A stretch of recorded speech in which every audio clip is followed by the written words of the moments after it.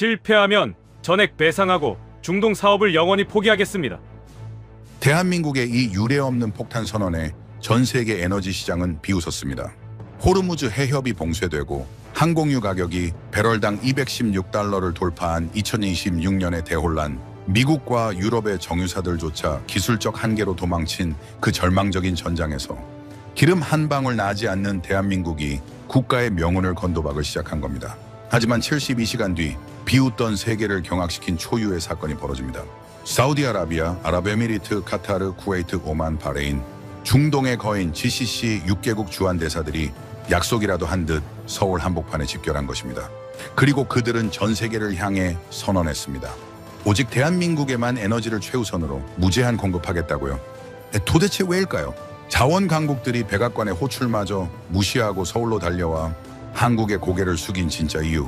이건 단순한 우정이 아닙니다. 한국의 정유 공장이 멈추는 순간 자신들이 캐낸 원유는 팔 곳 없는 폐기물이 되고 세계의 하늘길은 영원히 닫힌다는 냉혹한 물리적 진실을 깨달았기 때문입니다. 미국 서부 항공유의 85%를 지배하며 초강 대국의 숨통을 거머쥔 에너지 요새 대한민국. 자원 빈국이 어떻게 전 세계 에너지 공급망의 최종 승인권자로 등극하게 되었는지 그 소름 돋는 내막을 지금 바로 공개합니다. 영상을 시청하신 후 마음에 드신다면 좋아요와 구독 버튼을 꼭 눌러주세요. 여러분의 관심이 저에겐 큰 힘이 됩니다. 그럼 바로 시작하겠습니다. 전 세계 에너지 시장이 공황 상태입니다.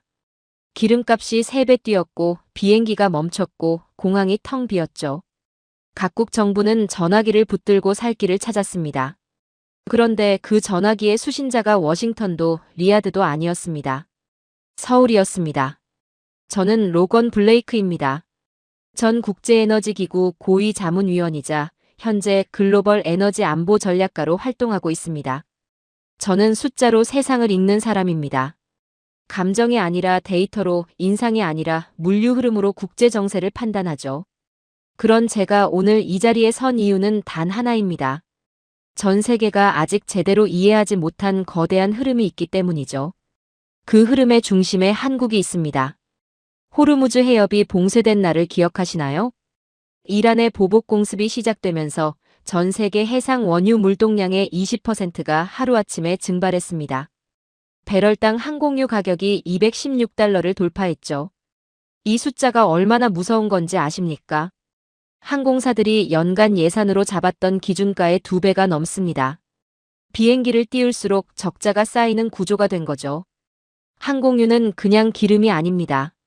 영하 50도의 고공에서도 얼지 않아야 하고 극도로 예민한 엔진의 단 하나의 불순물도 허용되지 않는 정밀한 연료입니다. 저장도 까다롭고 관리도 까다롭죠. 그래서 평소에 넉넉하게 비축해두기가 매우 어렵습니다. 공급이 끊기면 대체할 방법이 없어요. 그게 지금 전 세계 공항들이 비명을 지르는 이유입니다. 이란은 봉쇄에 그치지 않았습니다. 통과 선박에 연간 1,100억 달러, 한국 돈으로 150조 원에 달하는 통행세를 요구했죠. 지구촌 경제 전체를 인질로 잡은 겁니다. 원유 수송선들이 인도양 한복판에 멈춰 섰습니다. 항구에서 연료를 기다리던 항공사들은 하루하루 버티는 게 전부였죠. 세계 경제의 동맥이 막힌 겁니다. 에어 뉴질랜드는 1,100편을 일괄 중단했습니다. 북유럽의 대형 항공사는 한 달 만에 4,000편을 취소했죠. 베트남과 일본의 주요 공항들은 외국 항공사에 전대미문의 통보를 보냈습니다. 우리 공항엔 기름이 없으니 돌아갈 연료까지 채워서 오라는 내용이었죠. 사실상 오지 말라는 선전포고나 다름없었습니다. 비행기는 무거울수록 연비가 최악이 됩니다. 돌아갈 기름까지 싣고 오라는 건 항공사 입장에서는 2배의 비용을 감수하라는 말이었죠. 전 세계 하늘이 조용히 닫혀가고 있었습니다. 미국은 분노했습니다. 중국은 계산기를 두드렸죠. 일본은 비축유가 바닥나기 시작했습니다. 원유의 94%를 중동에 의존하던 나라가 일본이었으니까요. 도쿄는 국가 비상사태를 선포했고 일본 정부는 살 길을 찾아 사방으로 전화를 돌렸습니다. 그 전화가 향한 곳 중 하나가 한국 정유사였습니다. 항공유를 빌려달라는 요청이었죠. 과거 한국 정유 산업을 자신들 아래로 봤던 나라가 이제 기름을 구걸하는 처지가 된 겁니다. 일본 언론들은 연일 한국의 고도화 설비가 부럽다며 자국 정부를 질타하는 기사를 쏟아냈습니다. 미국 서부도 마찬가지였습니다. 한국에서 출발한 항공유 선박이 조금만 늦어져도 캘리포니아와 로스앤젤레스 공항의 항공권 가격이 실시간으로 요동쳤습니다. 3배까지 폭등한 날도 있었죠. 결국 백악관 에너지 보좌관이 한국 정부에 직접 전화를 걸었습니다. 공급망에 차질이 없게 해달라는 요청이었죠. 세계 최강 대국이 기름 한 방울 나지 않는 나라의 협조를 구한 겁니다. 이 장면 하나가 지금 한국의 위상을 가장 정확하게 설명해 줍니다. 그 혼돈의 한복판에서 서울에서는 전혀 다른 장면이 펼쳐지고 있었습니다. 사우디아라비아, 아랍에미리트, 카타르, 쿠웨이트, 오만, 바레인. 걸프 협력회의 6개국 대사들이 이례적으로 한자리에 모였죠. 장소는 주한 아랍에미리트 대사 관저였습니다. 그들이 모인 이유는 단 하나였습니다. 한국 정부의 최우선 에너지 공급을 공식 선언하기 위해서였죠. 한국의 정유 공장이 멈추면 우리의 미래도 없다는 절박함이 그들을 한자리에 불러 모은 겁니다. 자원을 쥔 나라들이 자원이 없는 나라를 향해 고개를 숙인 겁니다. 블룸버그는 이를 두고 전통적인 자원 외교의 위계 질서가 완전히 뒤집혔다고 평했죠. 월스트리트 저널은 한국 에너지 요새의 탄생이라고 대대적으로 보도했습니다. 파이낸셜 타임스는 자원 빈국이 자원 강국을 지배하는 구조적 필연이라 표현했죠.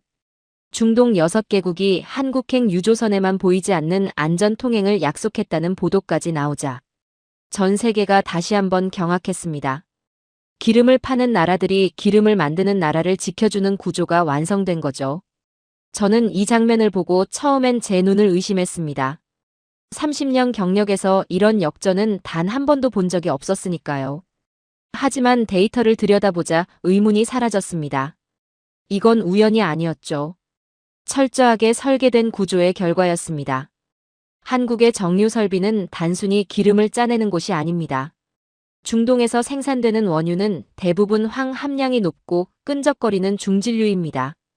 그대로 쓰면 엔진이 망가지는 석유계의 원석이죠. 한국은 이 원석을 받아서 가장 깨끗하고 정밀한 항공유로 바꿔냅니다. 남들이 버리는 시커먼 찌꺼기 기름까지 다시 끓이고 쪼개서 고급 연료로 만들어내는 기술이죠. 전 세계 정유사들이 환경 규제와 비용 문제로 주춤할 때 한국은 이 기술에서 누구도 따라올 수 없는 격차를 벌렸습니다. 울산과 여수에 위치한 한국의 정유 단지들은 단일 규모로 세계 최상위권을 다툽니다.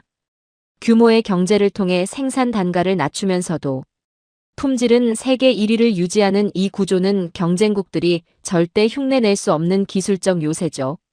한국은 기름을 수입하는 나라가 아닙니다. 전 세계에 에너지를 창조해서 파는 나라입니다. 중동이 원유를 캐고 한국이 그 원유에 생명을 불어넣는 거죠.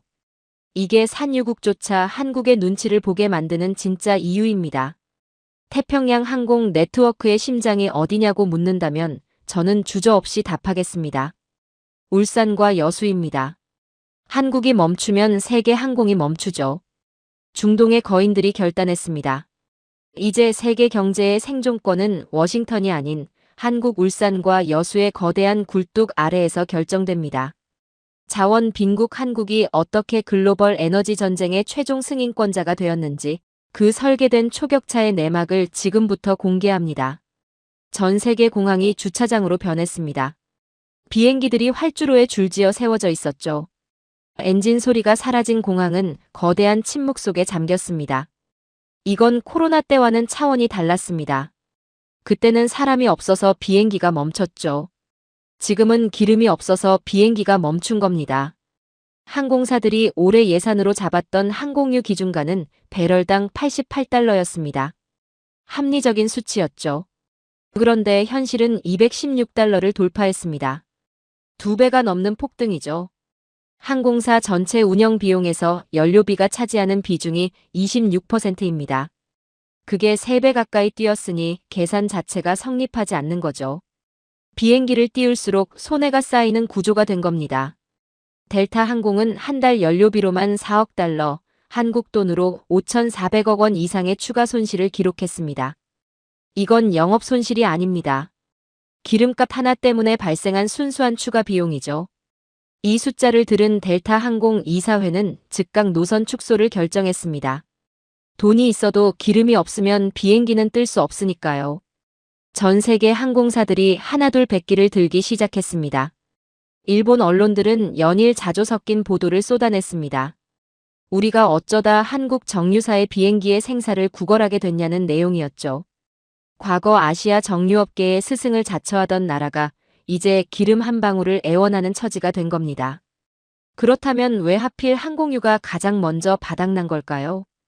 휘발유나 경유는 어느 정도 버텼는데 말이죠. 여기에 항공유만이 가진 치명적인 특성이 있습니다. 항공유는 그냥 기름이 아닙니다. 케로신이라 불리는 이 연료는 영하 50도의 고공에서도 절대 얼면 안 됩니다. 기화되지 않는 극강의 안정성이 필요하고 아주 미세한 불순물 하나도 허용되지 않죠. 엔진에 단 하나의 이물질이 들어가면 수백 명이 탄 비행기가 하늘에서 멈출 수 있으니까요. 품질 기준이 세상에서 가장 까다로운 연료입니다. 석유 시장에서는 이 연료를 두고 신의 눈물이라 부르기도 하죠. 만들기가 그만큼 어렵다는 겁니다. 저장도 마찬가지입니다. 온도와 습도에 극도로 민감해서 대량으로 비축해두기가 매우 어렵죠. 휘발유처럼 탱크에 잔뜩 쌓아두는 게 불가능합니다. 그래서 평소에 재고를 넉넉히 쌓아두는 나라가 거의 없습니다. 공급이 끊기면 즉각 타격이 오는 이유가 바로 이겁니다. 대체제도 없죠. 항공유 없이 비행기를 띄울 방법은 세상 어디에도 없습니다. 그렇다면 이 까다롭기 짝이 없는 연료를 전 세계에서 가장 안정적으로 가장 대량으로 뽑아내는 나라는 어디일까요? 바로 한국입니다. 한국산 항공유가 미국과 유럽 공항에서 가장 신뢰받는 연료로 통하는 이유가 있습니다.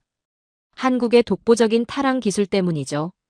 황성분을 원천적으로 제거하는 이 기술은 전 세계 어디에서도 한국 수준을 따라오지 못하고 있습니다. 블룸버그는 한국산 항공유를 두고 석유 시장의 아이폰과 같다고 평가했죠. 최고의 품질, 최대의 신뢰, 그리고 대체 불가능한 공급 능력. 이 세 가지를 동시에 갖춘 나라가 한국밖에 없다는 겁니다. 호주와 뉴질랜드는 지금 한국행 유조선만 목 빠지게 기다리고 있습니다. 이 두 나라는 항공유의 90% 이상을 수입에 의존하고 있죠. 자체 정제 능력이 턱없이 부족하기 때문입니다. 한국이 공급을 하루만 늦춰도 남반구 전체의 물류와 관광이 즉각 마비됩니다. 시드니 공항, 오클랜드 공항, 멜버른 공항. 오세아니아를 대표하는 이 공항들이 한국의 정유 공장 가동률에 생사를 맡기고 있는 거죠. 이걸 에너지 종속이라 부르지 않는다면 달리 표현할 말이 없습니다. 전 세계 항공사들 사이에서 인천공항은 이미 특별한 이름으로 불리고 있습니다. 글로벌 에너지의 성지라는 표현이 그것이죠. 왜냐면 인천에서 기름을 채워야만 다음 목적지로 날아갈 수 있는 항공사들이 줄을 잇고 있기 때문입니다. 평소보다 2배의 비용을 들여서라도 한국 기름을 가득 채워가려는 항공기들의 행렬이 인천 상공을 가득 채웠죠. 이게 어떤 의미인지 아십니까? 전 세계 항공사들이 돈을 더 내면서까지 한국 기름을 선택하고 있다는 겁니다. 그만큼 한국산 항공유의 신뢰도가 압도적이라는 뜻이죠. 이제 돈은 아무런 힘이 없습니다. 아무리 돈이 많아도 기름이 없으면 비행기는 뜨지 않습니다.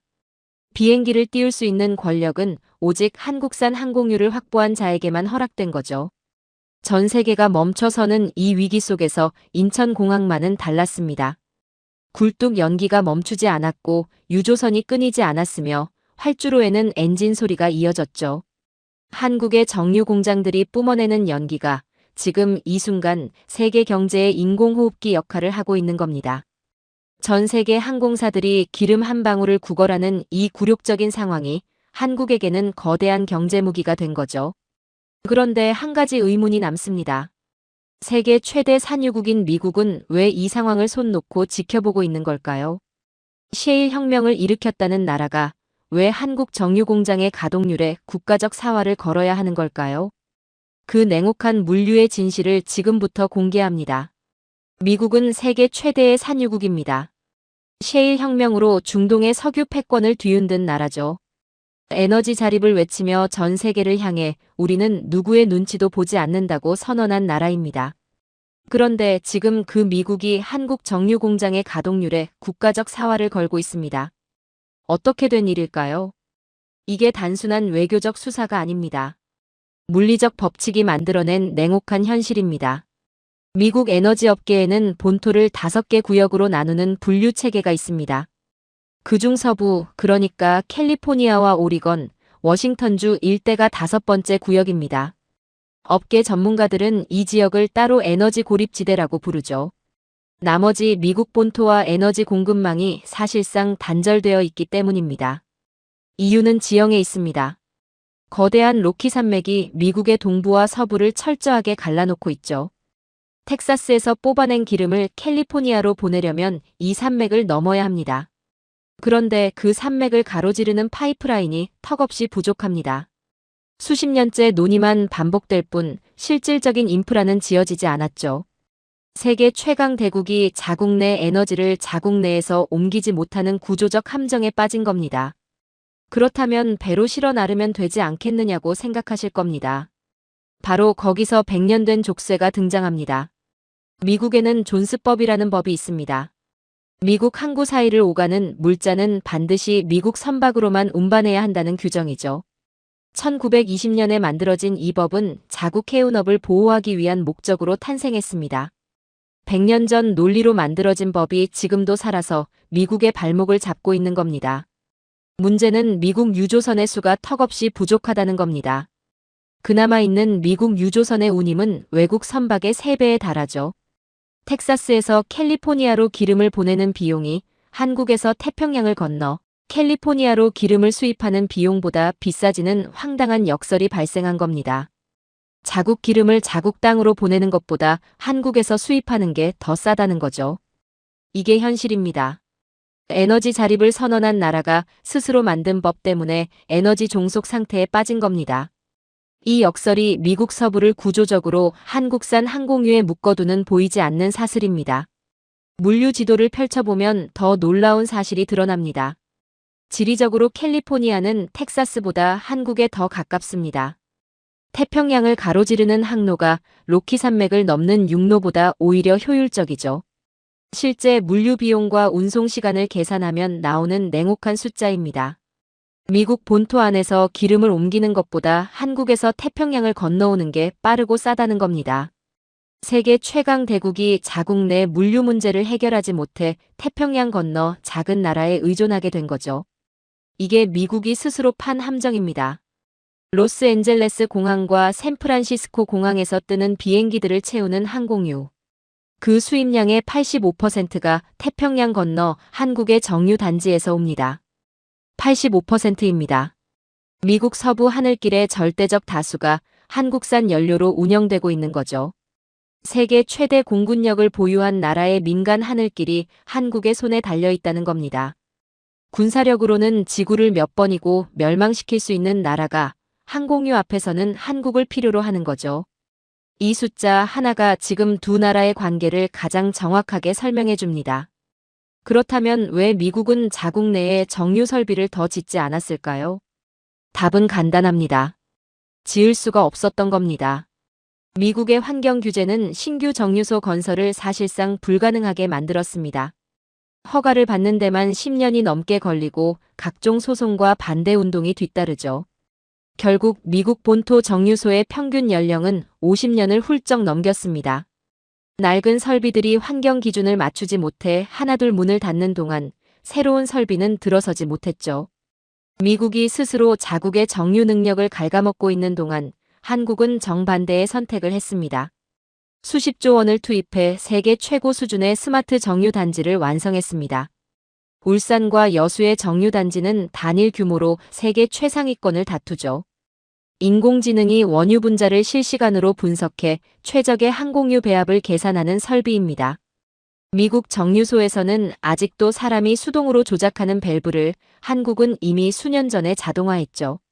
미국이 50년 된 설비를 간신히 유지하는 동안 한국은 다음 세대의 공장을 지어 올린 겁니다. 이 격차가 지금 이 위기에서 적나라하게 드러나고 있습니다. 미국은 원유를 캐냅니다. 엄청난 양을 캐내죠. 그런데 그 원유를 쓸모 있는 항공유로 완성하는 건 한국의 기술입니다. 원석을 캐는 나라와 그 원석을 황금으로 바꾸는 나라. 둘 중 누가 더 강한 레버리지를 갖는지는 지금 이 위기가 명확하게 보여주고 있죠. 채굴은 힘이 세 보입니다. 하지만 완성하는 자가 가격을 결정하고 공급을 결정하고 운명을 결정합니다. 한국이 바로 그 완성하는 자의 자리에 올라선 겁니다. 이제 항공유는 단순한 상품이 아닙니다. 외교적 무기입니다. 존스법이 존속하는 한 미국 서부는 구조적으로 한국산 항공유의 포로가 될 수밖에 없습니다. 로키 산맥이 사라지지 않는 한 파이프라인 문제는 해결되지 않죠. 미국이 자국 정유소 규제를 풀지 않는 한 노후 설비 문제도 해결되지 않습니다. 이 세 가지 구조적 함정이 동시에 존재하는 한 미국 서부의 하늘은 한국의 손에 달려 있는 거죠. 미국 서부의 심장은 캘리포니아가 아닙니다. 한국 울산과 여수의 거대한 증류탑 아래에서 뛰고 있습니다. 트럼프 행정부가 에너지 자립을 아무리 외쳐도 그 구호가 공허하게 울리는 이유가 바로 이겁니다. 선언은 워싱턴에서 나오지만 현실은 울산에서 결정되고 있으니까요. 그런데 한 가지 의문이 남습니다. 한국은 도대체 어떻게 중동의 찌꺼기 기름을 세상에서 가장 정밀한 항공유로 바꿔내는 기술을 손에 넣은 걸까요? 남들이 버리는 시커먼 원유 찌꺼기를 황금으로 둔갑시키는 이 현대판 연금술의 비밀을 지금부터 들여다보겠습니다. 사람들은 묻습니다. 중동에도 정유 공장이 있고 미국에도 있고 유럽에도 있는데 왜 꼭 한국이어야 하냐고요? 합리적인 질문이죠. 그런데 이 질문에 제대로 답하려면 먼저 원유라는 물질의 본질부터 이해해야 합니다. 많은 분들이 원유를 그냥 땅에서 뽑아 쓰는 기름으로 알고 계시죠? 그렇지 않습니다. 원유는 그 자체로는 쓸 수 없는 원석입니다. 정제하고 가공해야 비로소 우리가 아는 연료가 되죠. 그리고 바로 이 가공의 단계에서 한국이 전 세계와 압도적인 격차를 벌렸습니다. 중동에서 생산되는 원유의 상당수는 황 함량이 높고 끈적거리는 중진류입니다. 쉽게 말해 질이 나쁜 기름이죠. 이 기름을 그대로 정제하면 항공유 같은 고급 연료는 거의 나오지 않습니다. 대부분이 값싼 벙커유나 연료유로 처리될 뿐이죠. 중동 국가들이 엄청난 원유를 보유하고 있으면서도 정작 고급 항공유 생산에서는 한국을 따라오지 못하는 이유가 바로 이겁니다. 원유를 가진 것과 그 원유를 가치 있게 만드는 것은 전혀 다른 차원의 이야기죠. 땅에서 기름이 솟는다고 해서 그게 곧바로 비행기 연료가 되는 게 아닙니다. 그 사이에는 수십 년의 기술 축적과 수십조 원의 투자가 필요한 거죠. 한국이 구축한 고도화 설비는 이 방정식을 완전히 뒤바꿔 놓았습니다. 고도화 설비란 쉽게 말해 남들이 버리는 찌꺼기 기름을 다시 한번 끓이고 쪼개서 고급 연료로 재탄생시키는 공정이죠. 원유를 정제하고 남은 시커먼 벙커시유, 그 값싸고 거추장스러운 찌꺼기를 다시 분해해서 세상에서 가장 비싸고 정밀한 항공유로 뽑아내는 겁니다. 이 공정을 외신들은 석유 산업의 연금술이라고 부르죠. 납을 금으로 바꾸는 중세 연금술사의 꿈을 한국이 실제로 이뤄낸 겁니다. 버려지는 것에서 가장 비싼 것을 만들어내는 이 기술이야말로 한국 정유 산업의 진짜 본질이죠.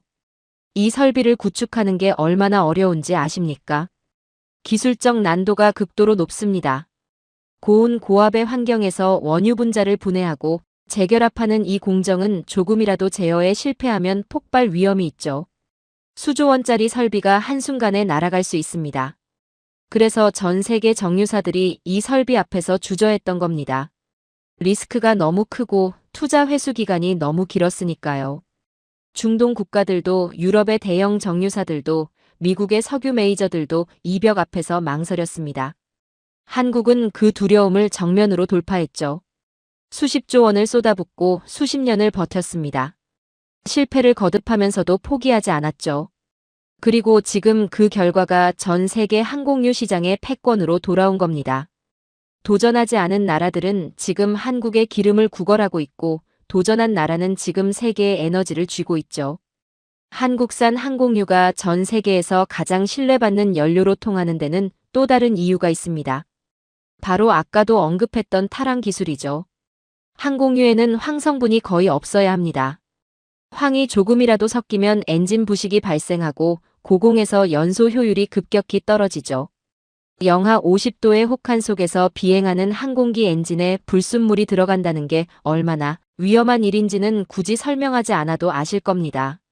한국은 이 황성분을 원천적으로 제거하는 기술에서 전 세계 최고 수준을 자랑합니다. 불순물 제로에 가까운 항공유를 대량으로 균일하게 생산하는 나라가 한국밖에 없다는 거죠. 최고의 품질, 압도적인 신뢰, 그리고 대체 불가능한 공급 능력. 이 세 가지를 동시에 갖춘 나라가 지구상에 한국밖에 없다는 거죠. 울산과 여수의 정유단지를 한번 상상해 보십시오. 단일 규모로 세계 최상위권을 다투는 이 거대한 시설은 단순한 공장이 아닙니다. 수십 킬로미터에 걸쳐 펼쳐진 파이프라인과 증류탑이 밤낮 없이 가동되는 이 단지는 한국이 수십 년에 걸쳐 쌓아 올린 기술력의 집약체죠. 경쟁국들이 절대 흉내낼 수 없는 기술적 요새입니다. 규모의 경제를 통해 생산 단가를 낮추면서도 품질은 세계 최고를 유지하는 이 기이한 구조는 오직 한국만이 구현해낸 거죠. 사우디아라비아도 미국도 중국도 이 구조를 따라 하려다 포기했습니다.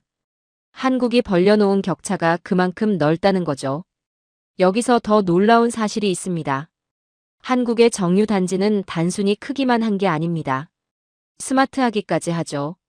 인공지능이 원유 분자를 실시간으로 분석해 최적의 배합을 계산하고 수천 개의 밸브와 파이프를 자동으로 제어합니다. 어떤 품질의 원유가 들어오더라도 최고 품질의 항공유를 뽑아내는 구조가 이미 완성되어 있는 거죠. 중동의 저질 원유든 아프리카의 희귀 원유든 한국의 정유 공장 앞에서는 모두 같은 결과물로 나옵니다. 세상에서 가장 깨끗하고 정밀한 항공유로요. 이게 한국이 구축한 기술 장벽의 실체죠. 돈이 있다고 원유가 있다고 따라올 수 있는 게 아닙니다. 수십 년의 실패와 도전이 쌓여야 비로소 가능한 경지입니다. 지리적으로도 한국의 위치는 천혜의 조건입니다. 중동에서 원유가 들어오고 그것을 정제한 뒤 미국과 오세아니아, 동남아시아로 뿜어내는 이 흐름에서 한국은 정확히 중간 거점에 자리하고 있죠. 에너지의 심장부 역할을 하기에 이보다 완벽한 위치는 없습니다. 중동이 원유를 캐고 한국이 그 원유를 완성된 에너지로 바꿔 전 세계로 내보내는 거죠. 이 공급망에서 한국을 빼면 전 세계 물류지도 자체가 다시 그려져야 합니다. 그만큼 한국의 존재가 이 구조 안에서 대체 불가능한 위치를 차지하고 있는 거죠. 중동은 땅에서 원유를 캐냅니다. 하지만 한국은 공장에서 가치를 캐냅니다. 이 차이가 지금 전 세계 에너지 패권의 실질적 주인이 누구인지를 결정하고 있죠. 원유를 가진 나라는 많습니다. 하지만 그 원유를 가장 비싸고 정밀한 연료로 완성하는 나라는 하나입니다. 한국이죠. 생각해 보십시오. 기름 한 방울 나지 않는 나라가 전 세계 에너지 공급망의 핵심에 서 있습니다. 자원이 없기에 기술에 목숨을 건 나라가 자원을 가진 나라들이 감히 넘보지 못하는 자리를 차지했죠. 이 기술이 있는 한 어떤 에너지 위기가 닥쳐도 한국은 흔들리지 않습니다. 오히려 위기가 깊어질수록 한국의 가치는 더 높아지죠. 호르무즈 해협이 막힌 지금 그 사실이 전 세계 앞에 적나라하게 드러나고 있는 겁니다. 그런데 기술만으로 중동이 한국을 최우선 파트너로 선택했을까요? 그렇지 않습니다. 기술은 신뢰의 절반이죠. 나머지 절반은 전혀 다른 곳에서 만들어졌습니다. 중동의 하늘을 지켜낸 한국의 방패, 그 피로 맺어진 혈맹의 이야기가 남아 있습니다. 아랍에미리트의 하늘이 불타고 있었습니다. 드론 수백 기가 저공으로 쏟아졌고 탄도 미사일이 포물선을 그리며 도시를 향해 날아들었죠. 아부다비 시민들은 방공호로 뛰어들었고 전 세계 언론은 숨을 죽이며 그 장면을 생중계했습니다. 그 순간 누군가는 계산기를 두드렸고 누군가는 발을 뺐으며 누군가는 성명서를 발표했죠. 그런데 단 하나 아무 말 없이 방패를 들어올린 나라가 있었습니다. 한국이었습니다. 천궁2가 발사됐습니다. 첫 번째 미사일이 공중에서 산산조각 났죠. 두 번째도 세 번째도 그 다음도 마찬가지였습니다. 쏟아지는 드론과 탄도 미사일을 90% 이상의 요격률로 막아낸 겁니다. 전 세계 방산 전문가들이 경악했죠. 미국의 패트리어트보다 빠르고 이스라엘의 아이언돔보다 정밀하며 가격은 훨씬 합리적이라는 평가가 쏟아졌습니다. 중동의 하늘을 지켜낸 것은 서방의 무기가 아니었습니다. 한국의 기술이었죠. 이 장면 하나가 중동 전체의 안보 지형을 바꿔놓았습니다. 수십 년간 중동의 안보를 담당해온 나라는 미국이었습니다. 그런데 미국은 달라지고 있었죠. 자국 우선주의를 내세우며 중동에서 조금씩 발을 빼기 시작했습니다. 동맹국들의 방위비 분담을 압박하고 분쟁 지역에서의 개입을 줄여나갔죠. 중동 국가들은 서서히 깨달았습니다. 강대국의 우산은 영원하지 않다는 것을요. 그 각성의 순간 한국이 그 자리에 있었습니다. 한국은 달랐습니다. 중동이 위기에 처했을 때 짐을 싸서 나간 나라가 아니었죠.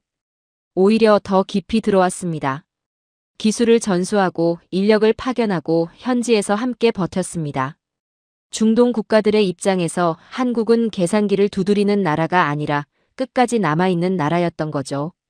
그 신뢰가 쌓이는데 수년이 걸렸습니다. 하지만 천공투가 첫 번째 미사일을 격추하는 순간 그 신뢰는 돌이킬 수 없는 확신으로 굳어졌죠. 사우디아라비아 참모총장이 한국을 찾아왔습니다. 한 번이 아니었죠. 두 번이나 직접 방문해 한국 잠수함을 샅샅이 살폈습니다. 세계 최고 수준의 군사력을 자랑하는 나라의 참모총장이 이례적으로 재방문을 결정했다는 건 단순한 외교적 방문이 아닙니다. 도입을 결심하기 위한 마지막 확인이었죠. 한국 잠수함의 조용함, 한국 기술진의 전문성, 그리고 한국이 보여준 일관된 신뢰.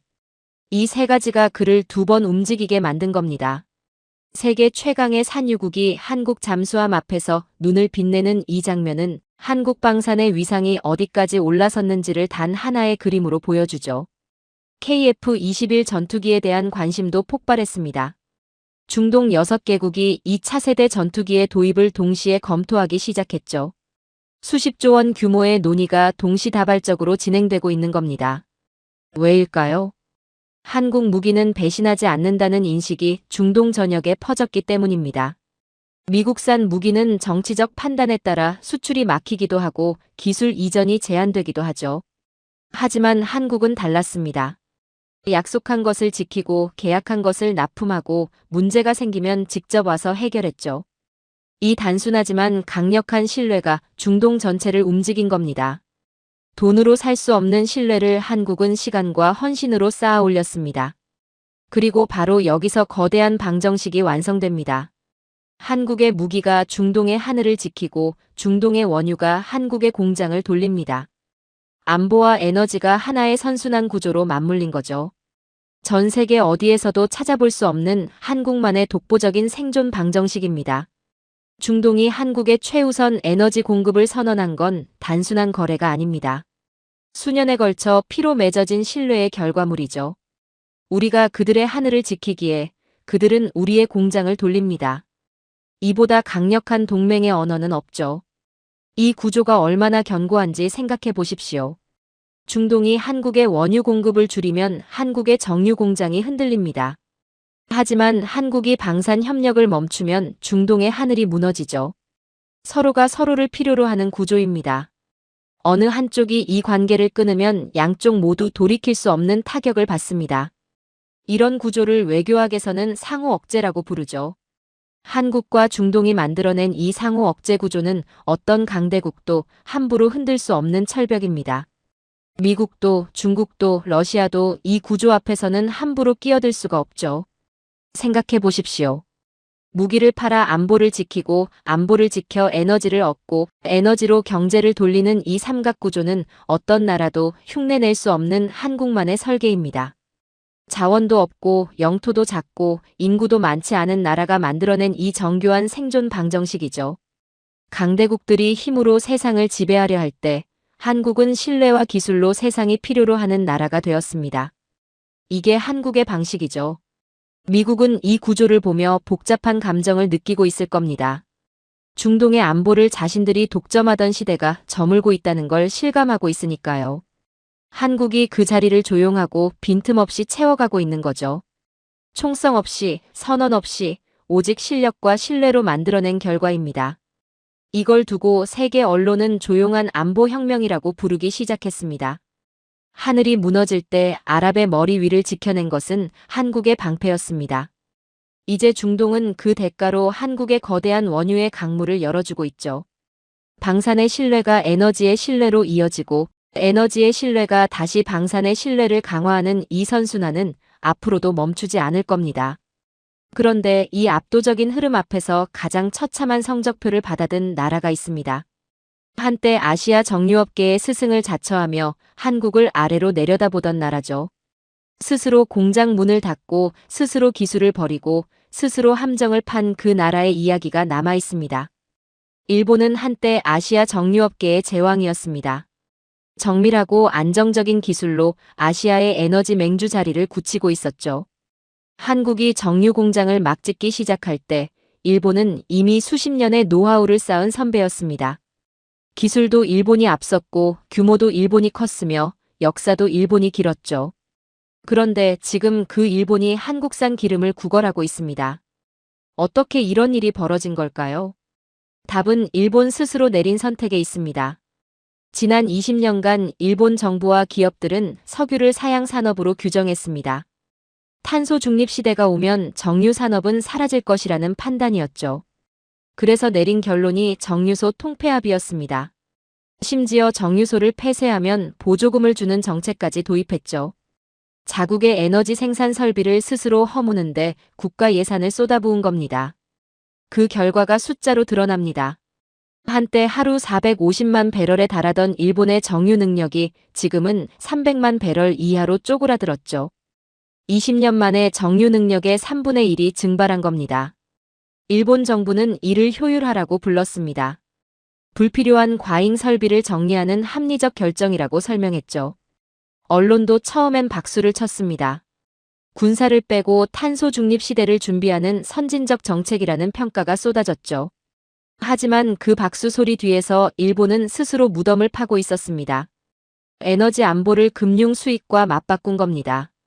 위기가 없을 때는 효율적으로 보였던 이 선택이 위기가 닥치자 국가의 목을 조르는 올가미가 됐죠. 문제는 설비의 숫자만이 아니었습니다. 남아있는 정유소들의 노후화가 심각했죠.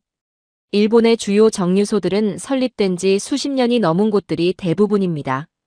보수적인 운영 방식을 고수하며 설비 교체에 소극적이었던 결과죠. 호르무즈 해협이 봉쇄되면서 중동에 불순물 많은 중진류가 대량으로 유입되자 이 낡은 설비들은 버티지 못했습니다. 처리 능력이 한계에 부딪혔고 결국 하나둘 가동을 멈추기 시작했죠. 가장 필요한 순간에 가장 먼저 쓰러진 겁니다. 반면 한국은 정반대의 길을 걸었습니다. 탄소 중립 압박이 거세지던 바로 그 시기에 한국은 오히려 정유 설비에 수십조 원을 더 쏟아부었죠. 세상이 정유 산업을 버릴 때 한국은 오히려 더 깊이 파고든 겁니다.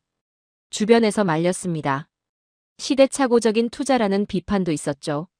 하지만 한국은 흔들리지 않았습니다. 비행기는 전기로 날지 않습니다. 수소로도 아직 날지 못하죠. 항공유 수요는 줄어들지 않는다는 냉혹한 현실을 한국은 끝까지 직시했습니다. 그리고 그 뚝심이 지금 전 세계 앞에서 완벽하게 증명되고 있죠. 일본 항공청이 전 세계 항공사들의 굴욕적인 공문을 발송했습니다.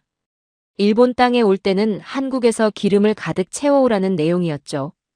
국가기관이 자국 공항의 급유 불능 상태를 공식 인정하고 다른 나라의 기름에 의존하라고 공표한 겁니다. 외신들은 이를 두고 아시아 에너지 주권의 완전한 항복이라고 표현했습니다. 한때 아시아 정유의 맹주였던 나라가 이웃 나라의 기름 배급에 생존을 맡기는 처지가 된 거죠. 일본 언론이 들끓었습니다. 니혼 게이자이 신문과 아사히 신문이 연일 자국 정부를 향해 강한 비판을 퍼부었죠. 한국의 정유 요새를 배우라는 제목의 기사가 대서특필됐습니다. 왜 우리는 공장을 닫을 때 한국은 공장을 지었냐는 분노가 지면을 가득 채웠죠. 일본 산업계 원로들의 탄식도 쏟아졌습니다. 우리가 앞서 있다고 자만하는 사이 한국은 이미 다른 차원으로 올라가 있었다는 자조 섞인 고백이었죠. 불과 얼마 전까지만 해도 한국 정유 산업을 아래로 내려다보던 사람들의 입에서 나온 말입니다. 이 역전의 본질은 단순합니다. 일본은 미래를 잘못 읽었고 한국은 정확히 읽은 겁니다. 일본이 수익성 계산을 하며 공장 문을 닫는 동안 한국은 국가 생존을 계산하며 공장 문을 열었죠. 일본이 탄소 중립이라는 명분 아래 에너지 주권을 스스로 내다버리는 동안 한국은 그 에너지 주권을 조용히 거두어 담았습니다. 결과는 지금 이 위기가 낱낱이 보여주고 있죠. 이제 아시아 에너지 주권의 주인이 완전히 바뀌었습니다. 한국이 공급을 하루만 멈춰도 일본의 하늘길은 즉각 흔들립니다. 도쿄의 밤을 밝히고 일본 공항에서 비행기를 띄우는 권한이 이제 일본 정부가 아닌 한국의 정유 공장에 달려 있는 거죠. 일본이 20세기의 영광에 취해 있을 때 한국은 이미 에너지를 무기화할 준비를 마쳤습니다. 일본은 장부를 정리하며 공장을 닫았습니다. 한국은 지도를 그리며 미래를 지었죠. 그 20년의 선택 차이가 오늘날 기름을 구걸하는 열도와 에너지를 지배하는 한반도를 갈랐습니다. 전략적 선견지명이 국가의 운명을 어떻게 바꾸는지 이보다 선명한 증거는 없죠. 그렇다면 한국은 어떻게 이런 선견지명을 가질 수 있었을까요? 기름 한 방울 나지 않던 척박한 땅에서 어떻게 이 모든 기적의 씨앗이 심어진 걸까요? 아무것도 없던 시절, 황무지에서 시작된 그 무모하고도 위대한 반란의 역사가 남아 있습니다. 신은 한국에 석유를 주지 않았습니다. 철도 없고 석탄도 부족하고 기름 한 방울 나지 않는 땅이었죠. 자원이라는 측면에서 한국은 지구상에서 가장 불리한 조건을 타고난 나라였습니다. 그런데 바로 그 나라가 지금 전 세계 에너지 공급망의 심장이 되었죠. 이게 어떻게 가능했을까요? 그 답을 찾으려면 울산의 첫 번째 굴뚝이 연기를 내뿜던 날로 거슬러 올라가야 합니다. 기름 한 방울 나지 않는 나라에서 정유 공장을 짓겠다고 했을 때 세계는 냉소했습니다. 세계은행은 공식 보고서에 단호하게 적었죠. 한국에는 절대 정유 공장이 들어설 수 없다고요. 자본도 없고 기술도 없고 원유도 없는 나라가 정유 산업을 하겠다는 건 무모한 망상이라는 겁니다. 국제 자본은 등을 돌렸고 기술 강국들은 코웃음을 쳤습니다. 하지만 한국은 그 보고서를 무시했습니다. 세계가 불가능하다고 선언한 그 자리에 공장을 지었죠. 울산에서 처음으로 원유를 정제해 기름을 뽑아내던 그날 한국의 운명이 바뀌기 시작했습니다. 처음엔 남의 도면을 빌려왔습니다. 외국 기술자들의 어깨 너머로 공정을 익혔죠. 실패도 수도 없이 했습니다. 설비가 터지고 공정이 멈추고 불량품이 쏟아지는 날도 있었죠. 그래도 한국의 엔지니어들은 포기하지 않았습니다. 실패할 때마다 더 깊이 파고들었고 막힐 때마다 더 집요하게 매달렸죠. 세계 최고 수준의 기술 기업들이 불가능하다고 손 놓은 공정을 한국은 밤을 새워가며 하나씩 정복해 나갔습니다. 그 과정이 쉽지 않았다는 건 당시의 기록들이 말해줍니다. 원유 한 드럼을 낭비할 여유도 없었고 설비 하나를 망가뜨릴 여유도 없었죠.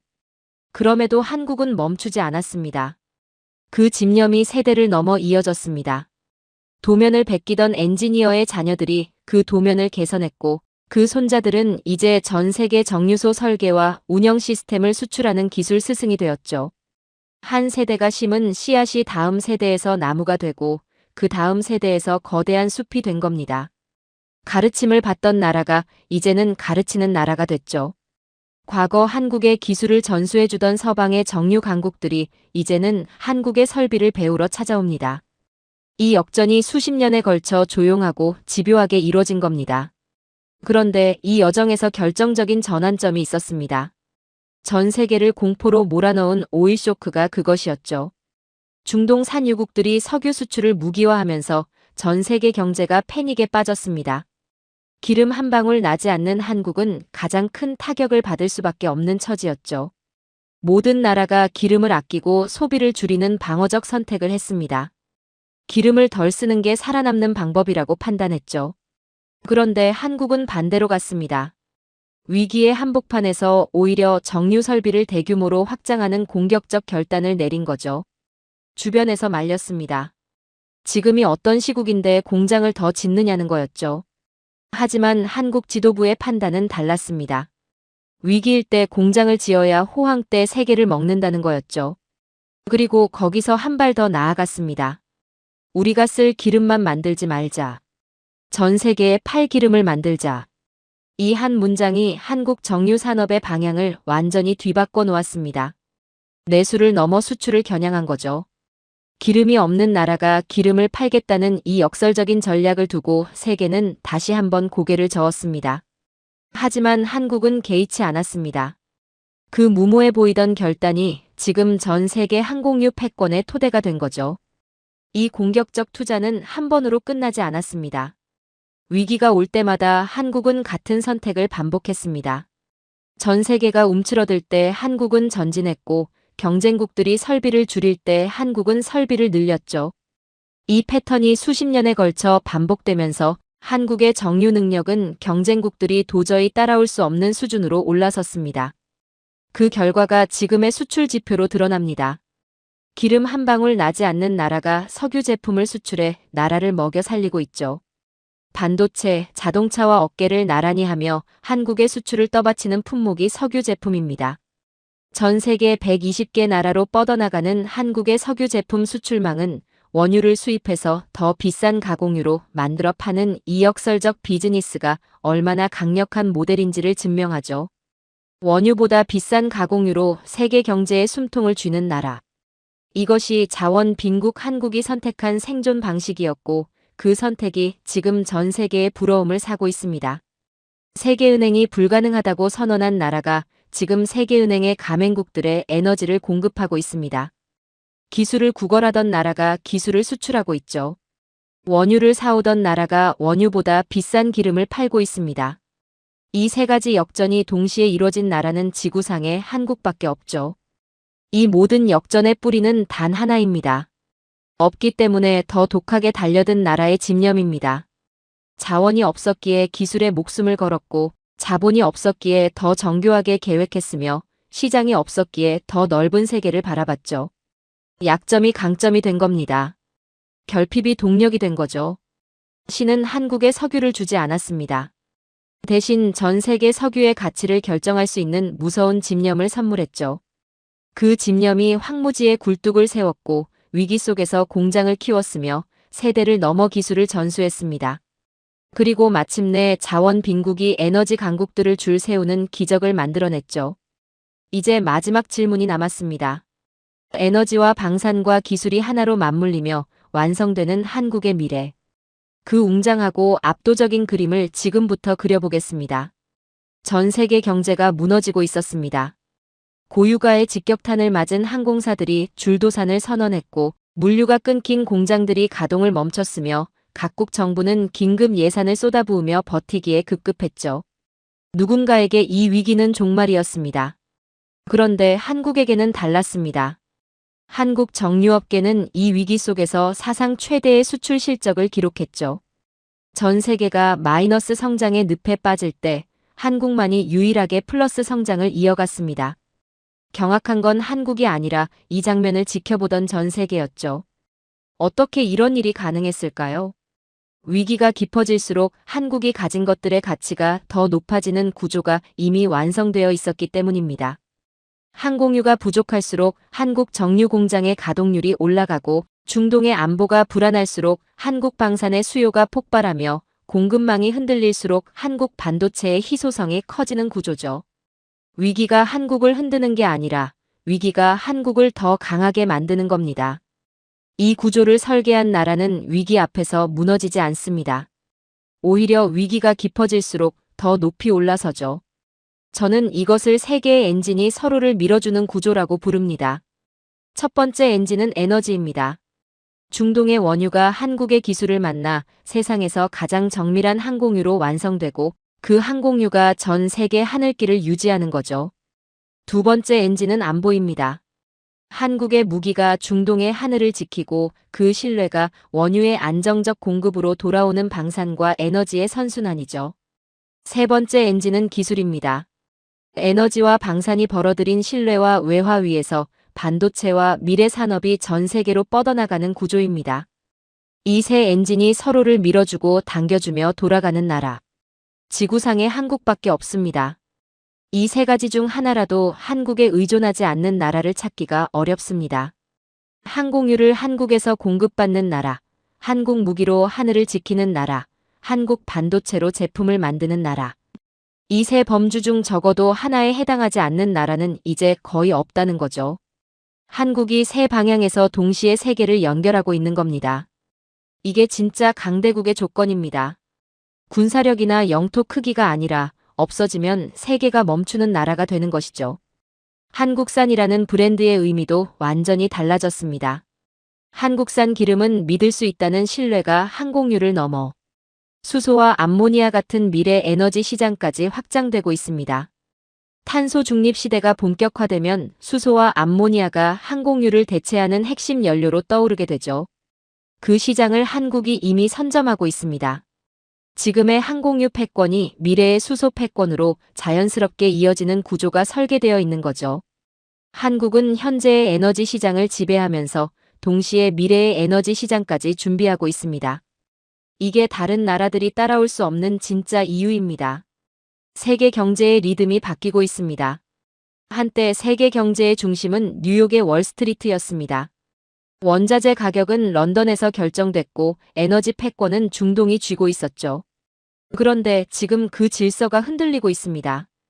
전 세계 항공망의 생사가 울산과 여수에서 결정되고 중동의 안보가 한국의 방산 공장에서 만들어지며 디지털 문명의 기반이 되는 반도체가 한국의 생산 라인에서 나옵니다.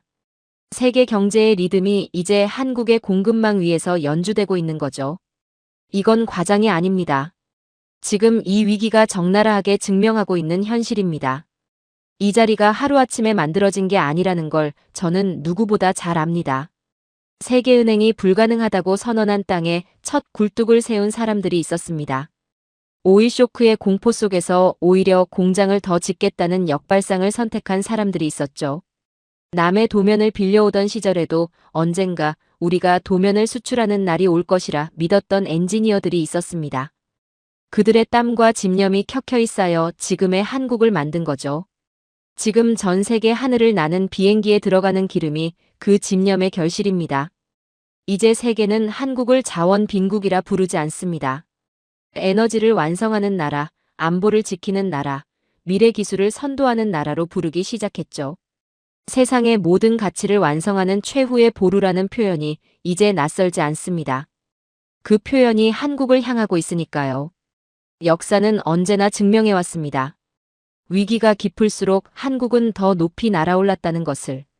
전쟁의 잿더미에서 세계 최고의 정유단지를 지었고 오일쇼크의 공포 속에서 에너지 수출국이 됐으며 전 세계가 공장 문을 닫는 탄소 중립의 압박 속에서 오히려 스마트 정유단지를 완성했습니다. 위기마다 한국은 같은 선택을 해왔죠. 두려움이 아닌 전진을, 수비가 아닌 공격을, 포기가 아닌 도전을 선택해왔습니다. 그리고 지금 이 순간도 마찬가지입니다. 전 세계가 이 에너지 대란 앞에서 무릎을 꿇는 동안 한국의 굴뚝은 멈추지 않고 있습니다. 유조선은 태평양을 가로지르고 정유단지의 불빛은 꺼지지 않으며 전 세계의 비행기는 오늘도 한국산 항공유로 하늘을 날고 있죠. 준비된 저력은 흔들리지 않습니다. 한국은 이미 준비되어 있었습니다. 그리고 이제 그 준비가 세계 앞에 완전히 드러났죠. 지금 하늘을 나는 저 비행기를 띄우는 힘이 어디서 오는지 이제 전 세계가 알고 있습니다. 한국에서 옵니다. 오늘의 사연은 여기까지입니다. 세계가 흔들릴 때 한국은 흔들리지 않았습니다. 기름 한 방울 나지 않는 땅에서 시작된 집념이 지금 전 세계 하늘길을 움직이는 힘이 됐죠. 이 냉혹한 현실은 누군가의 주장이 아니라 숫자와 데이터가 가리키는 방향입니다. 에너지를 완성하고 하늘을 지키고 미래를 설계하는 나라의 이야기는 아직 끝나지 않았습니다. 가장 뜨거운 순간은 지금부터 시작됩니다. 긴 영상 시청해주셔서 감사합니다. 내일을 더 좋은 영상으로 찾아오겠습니다.